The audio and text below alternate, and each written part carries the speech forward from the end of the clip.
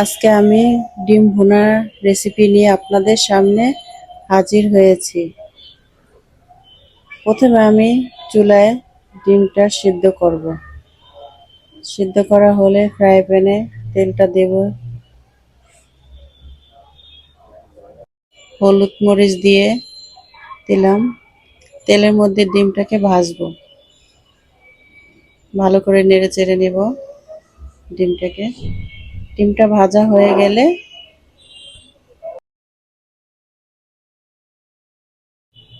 এখন বাটিতে উঠাবো ডিমগুলো। ফ্রাই প্যানে পেঁয়াজটা দেব, দিয়ে তেল দিয়ে ভালো করে নাড়াচাড়া করব। নাড়াচাড়া করতে করতে পেঁয়াজটা বাদামি কালার হলে আমি এখন 2 টেবিল চামচ আদা বাটা,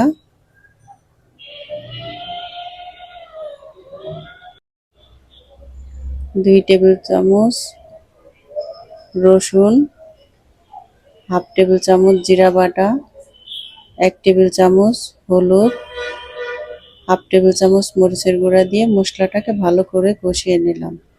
কষানো হলে পানি দিয়ে, পানিটা বলক আসলে আমি ডিম দিয়ে দিব। ডিম দিয়ে এখন আমি নাড়াচাড়া করব। নাড়াচাড়া করে পানিটা কমে আসলে ভালো করে একটু জিরা ফাঁকি করে রেখেছি আগেই আমি,